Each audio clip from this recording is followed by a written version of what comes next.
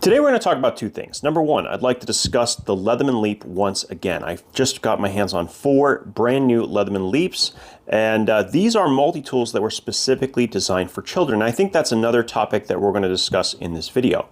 This could be reintroduced with an update, and I wanted to discuss how they could improve it in the future and actually make a tool that would be properly designed not only for children, but would be a good consideration for just about anyone.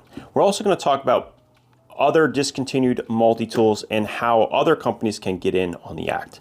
Let's go ahead and get started. So let's talk about the Leatherman Leap for a few minutes. First and foremost, this is a very awesome tool. I like this thing a lot, but not necessarily for kids, and let me explain why. So the plier head is very large for a small 3-inch multi-tool. This is basically a 5th pocket multi-tool with a plier head equivalent to the Leatherman Rev, and it's going to be a little bit stronger than even the Wingman, Sidekick, or the Bolster, which all have the spring-loaded plier variation. Now this also has a slightly more blunt tip. It's a little bit narrower than the Leatherman Wave pliers, so it's not quite as strong as those, but it is even going to be stronger than something like the Skeletal or something along those lines. I really like the fact that you get the full-size plier. The problem was, and this was designed for children, remember, that a lot of them are like this tool right here, this is a very difficult to manipulate tool because they have over-peened it. Now I can sort of do it and I can adjust it because I know how to do that, but not everyone does. And they have a varying degree of difficulty when it comes to moving the plier head. Now this one's a little bit easier. This one's much, much better. This one's good. And then this one's the best of the bunch. So if you were to get one like this and you gave it to a kid and you didn't know how to improve that action, they're probably going to get frustrated trying to do this two-handed, right? Because that's what they're going to be doing. They're going to use it two-handed. And because their hands are probably not big enough to do this.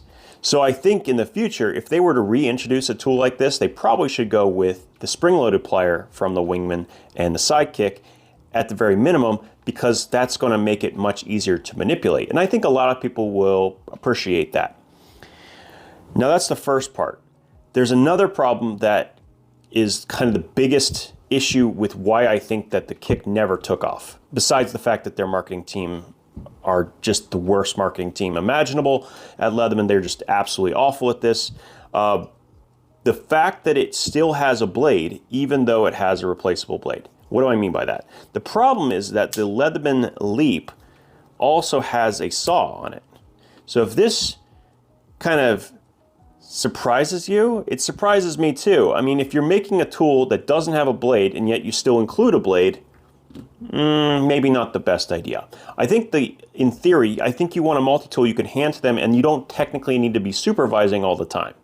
And I feel like with the saw can do plenty of, well, let me just say that furniture and things maybe you don't want to have damaged, maybe you probably shouldn't include a saw. What probably would have been better is a 2-sided file, a diamond crosscut 2-sided file, not a 3-sided file, because that's technically still a saw.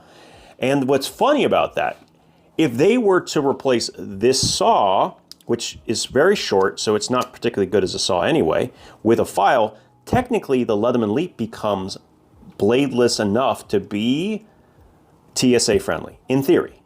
And it's technically legal. Now, that doesn't mean that TSA agent won't, because they don't understand things, take it anyway, but this, multi-tools are technically still allowed if they don't have blades, and yes, they can have scissors as well. Scissors is also a category you're allowed to take on a plane as well.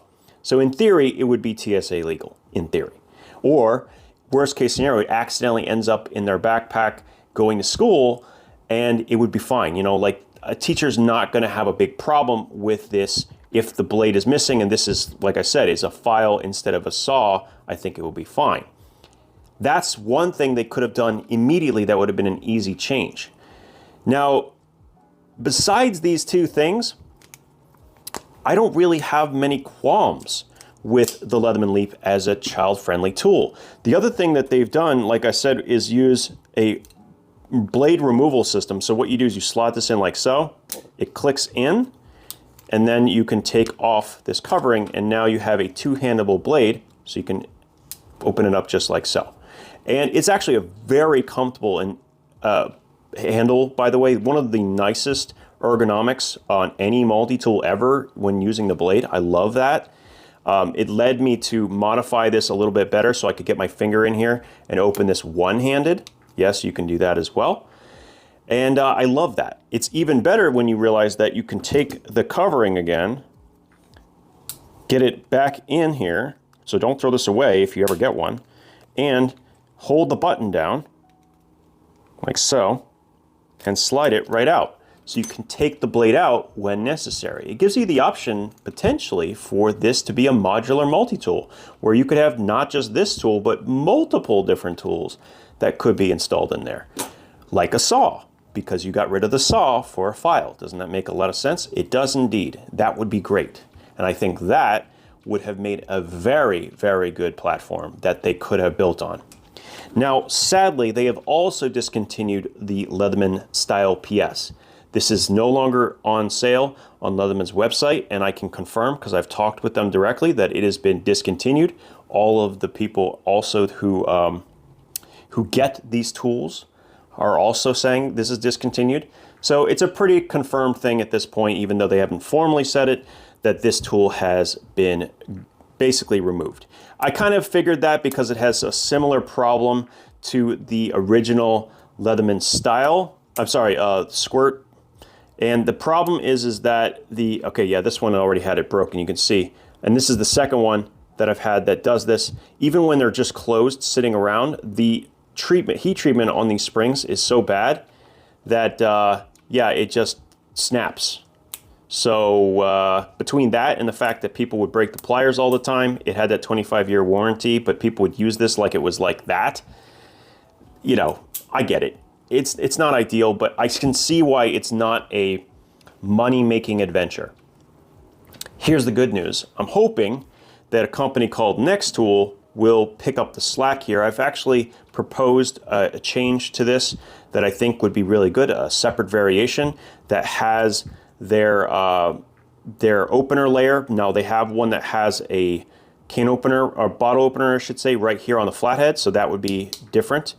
But other than that, it would be this plus the scissor layer, both of which are really good, and the spring on here is actually quite excellent as well. The scissors are actually better than the ones on the Leatherman Style. And then the plier head, and the other side is simply just a cover plate. There's no blade and there's no can opener or bottle opener layer. And that would make the tool not only lighter, but it would make it bladeless. It would be a very good tool for children. I'm hoping that they will do exactly that. So tune up the pressure. Hopefully they see this video, but also they take this seriously, because if they ever make that tool I've described, I think it would be a fantastic one to give to literally everybody. And I mean everyone. It's small enough, it's good enough, but it's not going to be a replacement for something like the Leatherman Leap. I think that this was one of the best tools Leatherman ever made. If they had thought it through a little bit longer, I think they would have come to the same realization about not only the pliers, but the saw as well. And that would have really solidified it in its entire set of implements. And then, of course, you actually have to market it properly so you can actually notify people. Do you know how few people actually know that the Leatherman Leap even existed? Very few, because their marketing team is garbage, like actually the worst marketing team ever. They really, really are. They have no idea what they're doing.